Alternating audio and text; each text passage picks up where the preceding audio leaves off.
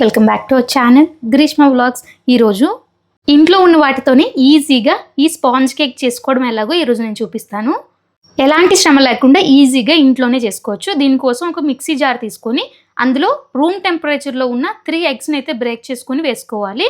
Eggs మాత్రం room టెంపరేచర్లో మాత్రమే ఉండాలి. అనే కాదు, ఇందులో మనం ఏ ఐటమ్స్ యూజ్ చేసినా అవన్నీ రూమ్ టెంపరేచర్లో మాత్రమే ఉండాలి. కూలింగ్గా అస్సలు ఉండకూడదు. అలాగే అందరి దగ్గర మెజర్మెంట్ కప్స్ ఉండవు కాబట్టి నేను ఈజీగా ఒక గ్లాస్తో మెజర్మెంట్స్ చెప్తాను, మీరు కూడా ఫాలో అవ్వండి. నేను అన్ని మెజర్మెంట్స్ ఈ గ్లాస్తోనే చెప్తాను. నేను 3/4 గ్లాస్ పంచదారని అయితే తీసుకుంటున్నాను. ఈ బ్రేక్ చేసిన ఎగ్స్లోకి ఈ పంచదార కూడా యాడ్ చేసుకోవాలి. అలాగే తీసుకున్న గ్లాస్తో 1/2 గ్లాస్ ఆయిల్ అయితే తీసుకోవాలి. సింపుల్గా 3 ఎగ్స్, 1/2 గ్లాస్ ఆయిల్, అలాగే 3/4 గ్లాస్ పంచదార. ఇవైతే 10 సెకండ్స్కి ఒకసారి ఆపుకుంటూ మిక్సీ గిన్నె మనకి ఎక్కడ వేడెక్కకుండా ఇలా అయితే ప్యూర్ టెక్స్చర్ వచ్చినంత వరకు మనమైతే మిక్సీ పట్టుకోవాలి. వాటిని ఒక గిన్నెలోకి అయితే మనం ట్రాన్స్ఫర్ చేసుకోవాలి. ఖచ్చితంగా ఇక్కడ చూపించిన విధంగా ఫైన్గా రావాలి. అలా వచ్చినంత వరకు అయితే మనం మిక్సీ పట్టుకోవాలి. అలాగే మనం తీసుకున్న గ్లాస్తో 1 గ్లాస్ మైదా పిండి అయితే తీసుకోవాలి. నేనైతే ఇక్కడ మైదా పిండిని డైరెక్ట్గానే తీసేసుకుంటున్నాను. మీకు కావాలంటే జల్లెడ కూడా పట్టుకొని తీసుకోవచ్చు. అలాగే చాలామంది మెయిన్ మిస్టేక్ చేసేది ఇక్కడే. అదేంటంటే ఎలా పడితే అలా కలిపేయకూడదు. కట్ అండ్ ఫోల్డ్ మెథడ్లో ఇక్కడ చూపిస్తున్న విధంగా అయితే కలుపుకోవాలి.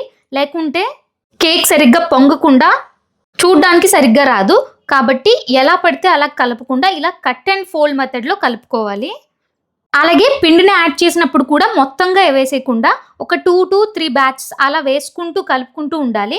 ఒకేసారి వేసేస్తే లంప్స్ ఫామ్ అయ్యే ఛాన్స్ ఉంది. కాబట్టి 3 బ్యాచెస్ లేకుంటే 2 బ్యాచెస్ లాగా వేసుకుని నేను ఇక్కడ చెప్తున్న విధంగానే కలుపుకుంటూ ఉండాలి. ఫైనల్గా మనకైతే ఇలా బ్యాటర్ అనేది రిబ్బన్ కన్సిస్టెన్సీలోకి రావాలి. ఇప్పుడు మీ దగ్గర ఉంటే 1 table spoon baking soda, 1/2 table spoon baking powder వేసుకోవచ్చు. లేదంటే మనకి షాప్స్లో ఈనో దొరుకుతుంది కదా, దాన్ని అయితే ప్యాకెట్లోంచి సగం అయితే వేసేసి దాని మీద కొంచెం మిల్క్ యాడ్ చేస్తే ఇలా అయితే మనకి పొంగుతుంది, అంటే యాక్టివేట్ అయినట్టు చూపిస్తుంది. దీన్ని మళ్ళీ మంచిగా మొత్తం కలిసేటట్టు అయితే మిక్స్ చేసుకోవాలి. అది కూడా కట్ అండ్ ఫోల్డ్ మెథడ్లో మాత్రమే. అలాగే బేకింగ్ పౌడర్, బేకింగ్ సోడా వేస్తే ఈనో అయితే స్కిప్ చేసేయండి. బేకింగ్ పౌడర్, బేకింగ్ సోడా లేకపోతే ఈనో అయితే వేసుకోవాలి. అలాగే మనం ఈనో వేసేది జస్ట్ మనకి పొంగడానికి, కేక్ మంచి టెక్స్చర్లో రావడానికి మాత్రమే. ఫైనల్గా అయితే బ్యాటర్ కన్సిస్టెన్సీ ఇలా అయితే రావాలి. మీకు కొంచెం టైట్గా ఉందంటే కొంచెం మిల్క్ అయితే యాడ్ చేసుకోవచ్చు. లేకుంటే ఈ కన్సిస్టెన్సీ వచ్చిందంటే వేయకపోయినా నో ప్రాబ్లం. ఇప్పుడు ఒక బేకింగ్ టిన్ అయితే తీసుకోవాలి. మీ దగ్గర టిన్ లేకపోతే ఒక గిన్నె అయినా తీసుకున్నా నో ప్రాబ్లం.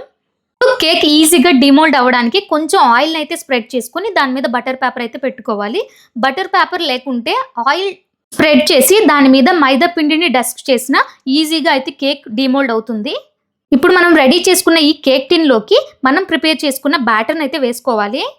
అలాగే మీరు కేక్ చేస్తున్నప్పుడు మీరు స్టవ్ మీద చేస్తే ఒక గిన్నె పెట్టి దాని మీద స్టాండ్ పెట్టి 10 to 15 నిమిషాలు అయితే మీరు ప్రీ హీట్ చేసుకోవాలి. అలాగే ఓవెన్లో చేస్తున్నాను అంటే అందులో కూడా ఒక 10 మినిట్స్ ప్రీ హీట్ అయితే చేసుకోవాలి. ఇప్పుడు ఈ కేక్ని అయితే మంచిగా ట్యాప్ చేసుకోవాలి, ఎందుకంటే ఎయిర్ బబుల్స్ ఉంటాయి కాబట్టి. ఇప్పుడు ఈ ట్యాప్ చేసుకున్న కేక్ని ప్రీ హీట్ చేసుకున్న అవెన్లో 40 మినిట్స్ అయితే నాకైతే పట్టింది. నేను మొదట 20 నిమిషాలు మాత్రమే పెట్టాను, కానీ అప్పటికే నాకు కేక్ కుక్ అవ్వలేదు. కాబట్టి నేను మళ్ళీ ఇంకో 20 నిమిషాలు బేక్ చేశాను. నాకైతే అవెన్లో 40 మినిట్స్కి కేక్ అయితే చక్కగా బేక్ అయింది. ఒకవేళ మీరు స్టవ్ మీద చేసుకున్నట్టయితే లో ఫ్లేమ్లో 35 మినిట్స్ అయితే మీరు బేక్ చేయాలి. అప్పుడైతే పర్ఫెక్ట్గా లోపల ఎలాంటి తడి లేకుండా కేక్ అయితే పర్ఫెక్ట్గా కుక్ అవుతుంది. అవెన్లో అయితే 170 డిగ్రీస్ దగ్గర 40 మినిట్స్ అయితే బేక్ చేసుకోవాలి. మీరు చేసిన బ్యాటర్ కొన్నిసార్లు లూజ్గా ఉండొచ్చు. సో ఒక 5 మినిట్స్ to 6 మినిట్స్ ఎక్కువైనా పట్టిద్ది.